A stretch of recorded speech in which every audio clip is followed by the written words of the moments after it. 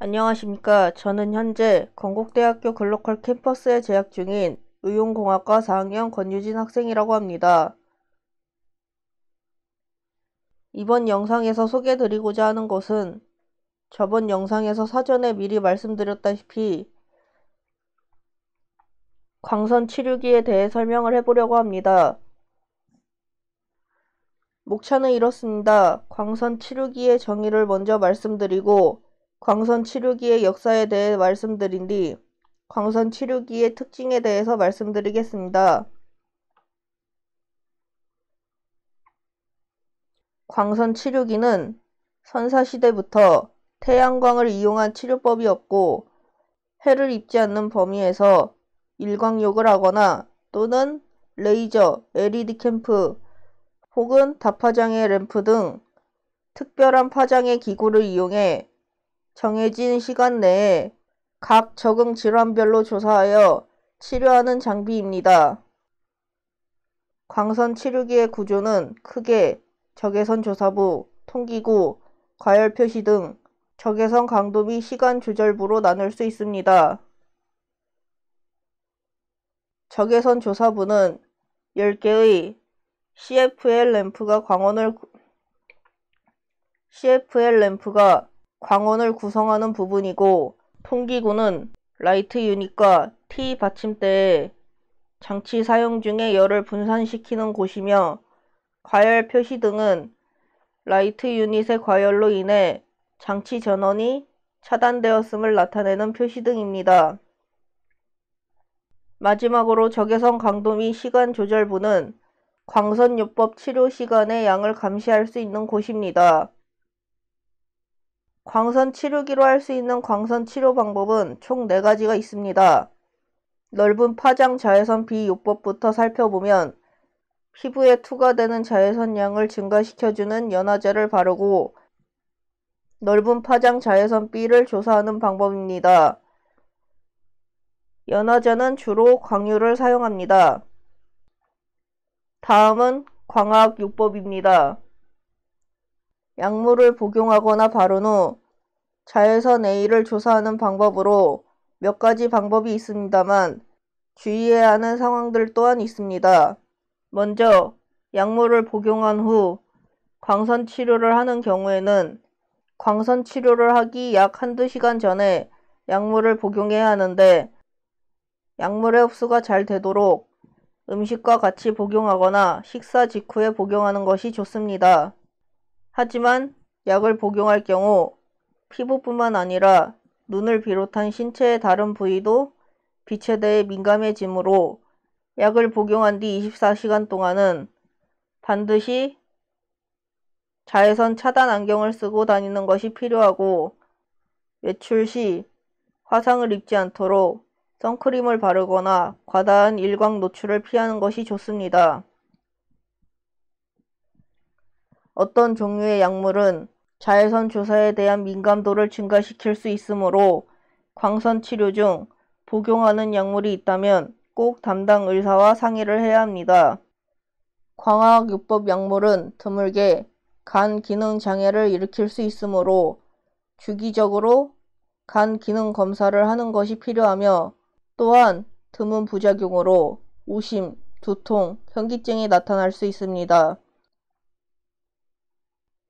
옥소라렌 연고라는 약물을 바른 후 광선 치료를 하는 경우에는 병변 부위에 약물을 얇게 고르펴 바르고 30분이 경과한 후 자외선을 쬐게 되는데, 이때 병변 부위 외에 약이 묻게 되면 색소 침착이 되므로 가능한 한 병변 부위만 바르도록 해야 하고, 광선 치료 후에는 비누로 깨끗이 닦아내야 합니다. 햇빛으로 치료하는 경우는 일주일에 1회 정도 치료용 연고를 정확히 병변 부위에만 바르고 30분에서 1시간 동안 그늘에 있다가 햇빛을 쬐게 되는데, 처음에는 대개 30초부터 시작하여 2~3일 후에 병변이 붉은색으로 변하는지를 잘 관찰한 후 병변이 일광화상과 유사하게 너무 붉어지면 다음번 햇빛을 쬐는 시간을 단축시킵니다. 만약 변화가 없으면 15초에서 30초 정도씩 시간을 늘려나갑니다. 너무 많이 쪼여서 화상을 입지 않도록 하는 것이 중요하며 약간 붉은색을 유지시켜주는 것이 좋습니다. 광선 치료 후에는 즉시 비누를 이용하여 약을 깨끗이 닦아내고 햇빛 노출을 삼가야 합니다. 치료하는 동안 햇빛을 쬐는 시간을 기록하는 광선 일지를 작성하고 정기적으로 주치의에게 내원하여 치료 경과를 판정받아야 합니다. 다음은 좁은 파장 자외선 B 광요법입니다. 최근에 개발된 자외선 B만 발생하는 좁은 파장 형광 등으로 조사하는 방법입니다. 기존의 넓은 파장의 자외선 B보다 효과가 우수하여 광학요법과 비슷한 수준의 효과를 나타낼 수 있습니다. 또한 광학요법 약물 복용에 의한 부작용이나 불편감이 없습니다. 마지막으로 엑시머 레이저 요법은 가장 최근에 개발된 방법으로 자외선을 강하게 조사하는 레이저를 이용해 원하는 부위만 자외선을 조사할 수 있어 백반증 치료에 매우 효과적입니다. 백반증의 광선 치료 시 병변 부위만 자외선을 조사할 수 있으므로 원하지 않는 부위가 검게 타는 것을 최소화할 수 있고 자외선이 강하게 나오기 때문에 단시간 내에 많은 양을 조사할 수 있어 치료 시간이 짧습니다. 그러나 치료의 강도가 세면 화상의 위험성이 있어 20회 정도 치료를 하다가 치료의 효과가 좋다고 판단되면 치료를 계속 이어나가는 방식입니다. 그러면 이제 광선 치료기의 역사에 대해 살펴보겠습니다. 광선 치료의 역사는 인디안 의학 서적에도 잘 나타나 있는데 기원전 1500년 전부터 자연 약초와 함께 병행되어 온 것으로 기록되어 있습니다. 또한 기원 후 200년경 불교 서적과 10세기 중국 의학 서적에도 비색소성 피부질환 치료에 태양광을 이용한 것도 기록되어 있습니다. 덴마크의 의사 핀센은 피부에 발생한 피부 결핵을 광선 치료를 이용한 시술법을 발표하고 1903년 노벨상을 수상하였으며 광선 치료의 아버지로 불리고 있습니다. 광선 치료기의 역사에 대해 좀 더 자세히 살펴보면 자연학에서 빛이 파동의 힘을 가지고 있을 것이라고 생각했던 철학자 아리스토텔레스의 추측에서 시작됩니다. 고대 이집트, 인도, 중국 등 질병을 치료하기 위해 광범위하게 빛을 사용해 왔다고 합니다. 약 3000년 전 고대 그리스에서 햇빛을 이용해 질병 치료를 시도했다는 기록이 있다고 하는데 전신을 햇빛에 노출시키는 치료, 즉 일광욕을 이용했다고 하며 유행이었다고 합니다. 당시 유명한 그리스 의사인 헤로도토스는 일광욕 치료의 아버지라고도 불리며 그는 햇빛에 노출되는 것이 건강회복에 중요하다는 점을 강조했다고 합니다. 그렇게 18세기 후반에 들어서 햇빛을 이용하면 구루병의 치료에 효과적이라는 것이 다시 정립됐으며 19세기에 들어서면서 의사 코빈이 햇빛을 이용해 결핵, 구루병, 괴열병, 류머티스, 신경마비, 부종, 근육질환 등의 치료에 사용할 수 있다고 보고했습니다. 광선치료법은 1899년 덴마크 의사인 닐스 핀센에 의해 과학적으로 더욱 발전했습니다. 피부 결핵 환자의 치료에 탄소 아크 광선요법을 개발했고 이러한 공로를 인정받아 1902년에 노벨상을 수상했습니다. 20세기에는 특히 일본에서 원폭 피해자들을 치료하는 과정에서 구로다부지로 선생의 업적으로 카본 광선 치료기가 개발되었습니다. 그럼 마지막으로 세 가지의 분류 방법을 이용해 광선 치료기의 특징에 대해서 살펴보도록 하겠습니다. 광선 치료기는 치료기기로 분류할 수 있는가, 진단기기로 분류할 수 있는가, 이것이 첫 번째 분류 방법입니다.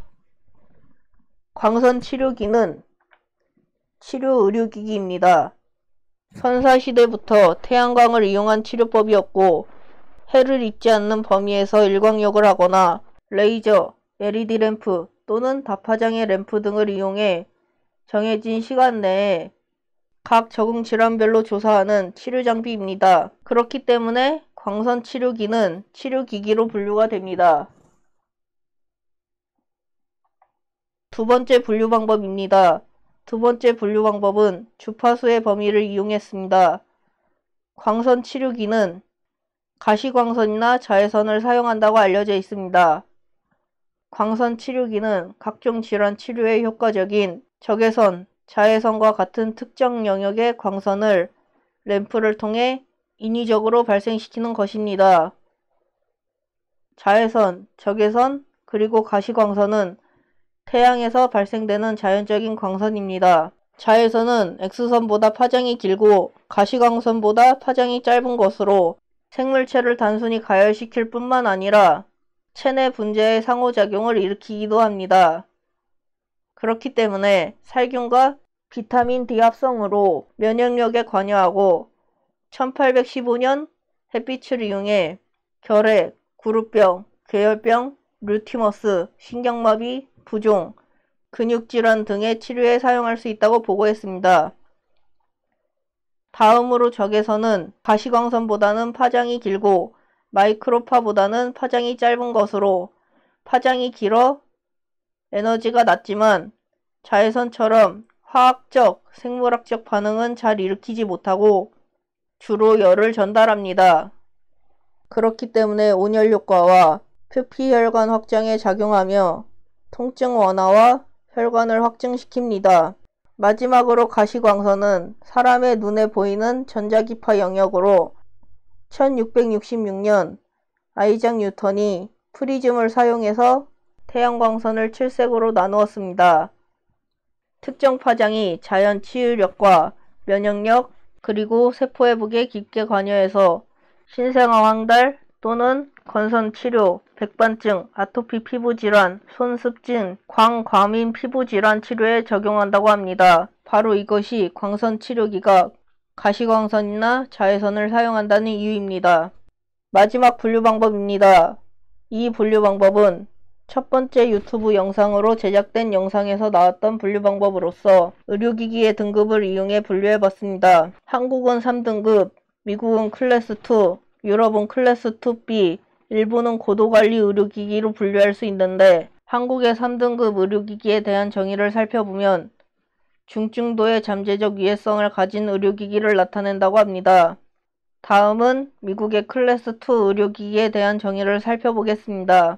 클래스 1보다 인체의 건강과 안전에 직접적인 영향을 끼칠 수 있는 의료기기들로 일반 통제검사 이외에 추가 요건을 충족시켜야 하고 한국의 2등급 제품과 유사하게 대부분의 의료기기가 클래스 2에 해당한다고 합니다.